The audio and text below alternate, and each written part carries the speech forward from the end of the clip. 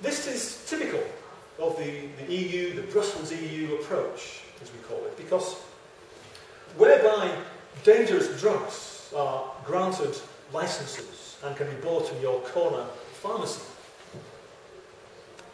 traditional herbs that have been around for thousands of years, and have been used safely for thousands of years, are banned unless the producers pay prohibitively expensive amounts of money to the EU to gain a license. It's the wrong way around, ladies and gentlemen, and there is no good reason that I'm aware of, if these substances, these herbs, are used correctly, why this should be the case. But perhaps the most insidious law that's emerged in the EU in recent years is something called the Regulation on Nutrition and Health Claims. Because in its efforts to curtail even the spreading of information about natural health therapies, it passed this law in 2006. And what this does is to ban even suggestions or implications that a food or a nutrient has specific beneficial properties, or even that a relationship exists between food, nutrients and health. All of this is banned unless specifically authorised, allowed by the European Commission. And the point here is that it doesn't matter if the scientific evidence for the claim to be made. That in itself does not prevent the European Commission from banning it anyway. It doesn't matter that the information is truthful and non-misleading and based on scientific studies. The European Commission has the power and is already using it to ban the communication of information it deems to be incorrect. Information it deems that should not be communicated to consumers. So, but this tells us something, doesn't it? This tells us something that in its desperation to prevent us knowing the facts about natural therapies, about the use of nutrients and herbs to look after our health, the EU, the Brussels EU, has resorted to enacting what we call the distinctive hallmark of all political dictatorships, and that's a prohibition on freedom of speech.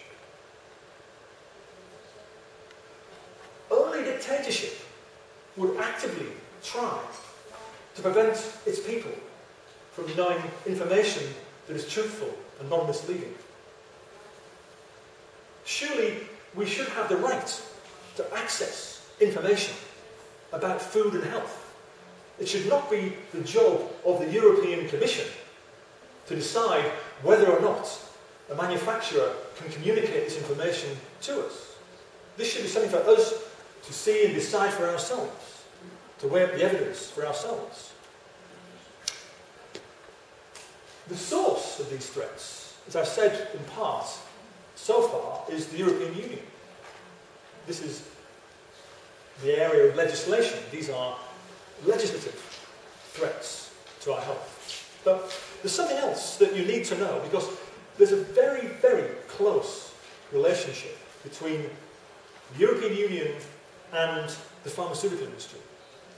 In fact, at the Commission level, the most influential people are multinational corporations and cartels.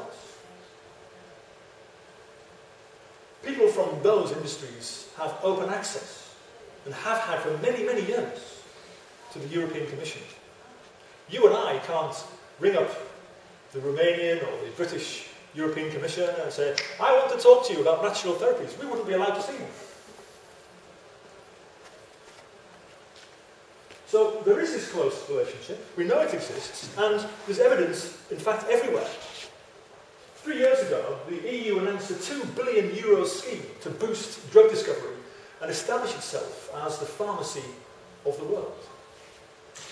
That phrase there, I didn't make it up. That was actually used at the press conference where this scheme was announced. it was announced that the purpose was to establish the EU as the pharmacy of the world. The scheme offers grants to academic institutes, universities, and to drug companies. The European Commission is going to contribute €1 billion to the scheme. €1 billion of our money, let's not forget. And the large drug companies will be supplying staff and equipment. Because what it wants here is to allow drug companies to advertise drugs directly to us through the media, through newspapers, television, the internet, and magazines. This is the goal. This is what they have said. Contrast that straight away with the regulation on nutrition and health claims, which specifically is banning the information of information that we know is truthful and that we know is non-misleading. And straight away you start to understand that the evidence is weighted against the natural therapies. And we know this simply from the message that the EU produced at this press conference. And what they're defending here is the value, the total value of pharmaceutical sales in the EU. Last year alone, total pharmaceutical sales in the EU were valued at $253 billion. That's valued in US dollars.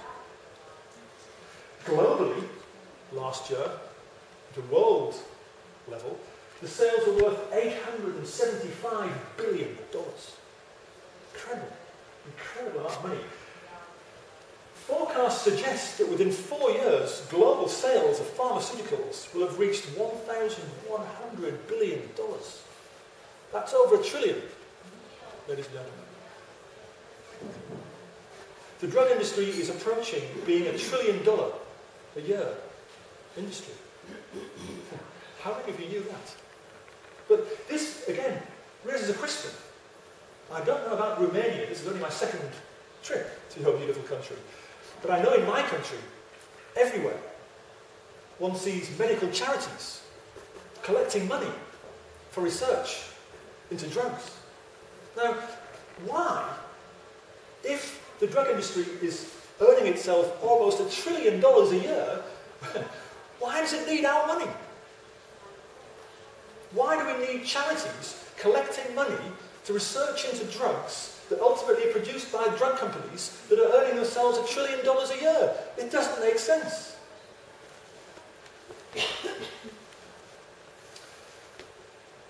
As we approach the end of the first half of this lecture, I'd like us to say something about GMOs.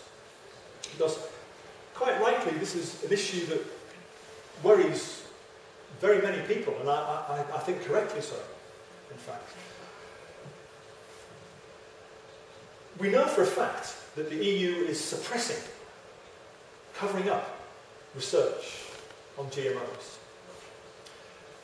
In 2005, a group based in Wales, in the United Kingdom, where I live, exposed a cover-up by UK and EU officials, which had apparently enabled a highly damaging study on the safety of patented GM maize to be held on a secret dossier.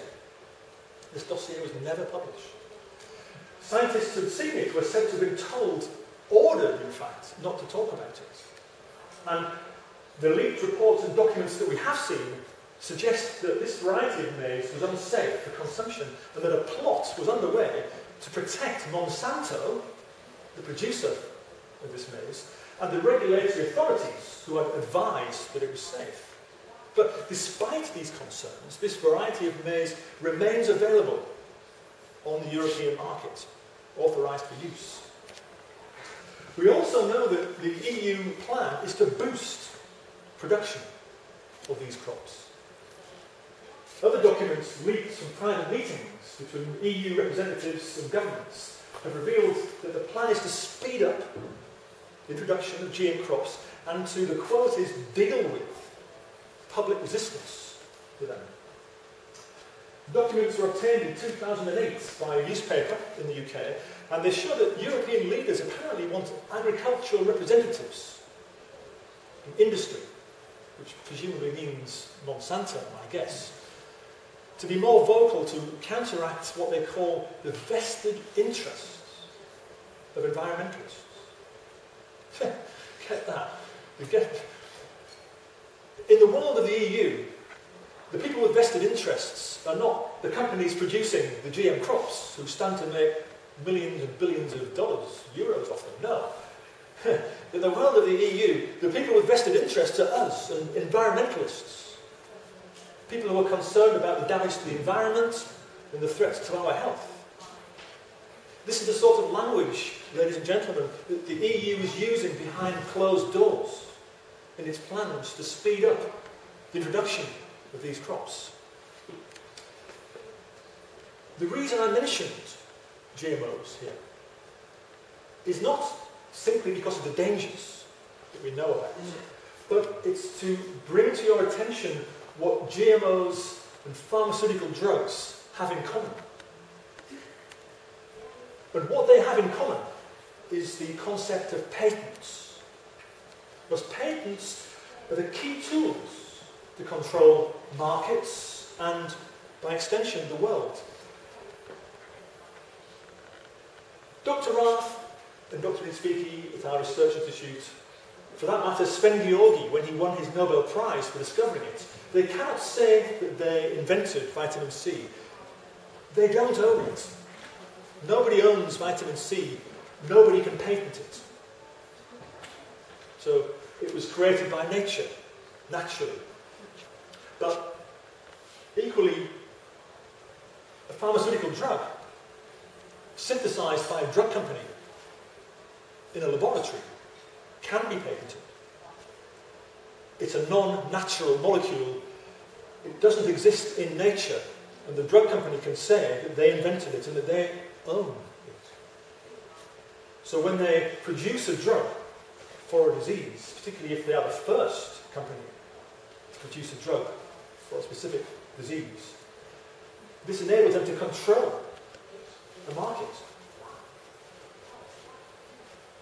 GMO seeds can also be patented. If you take a seed and move some molecules around into a configuration that does not exist in nature previously, you can patent that. You own it. This is why Monsanto and the other GM companies are so desperate to get GM foods onto our dinner plates, because it enables them to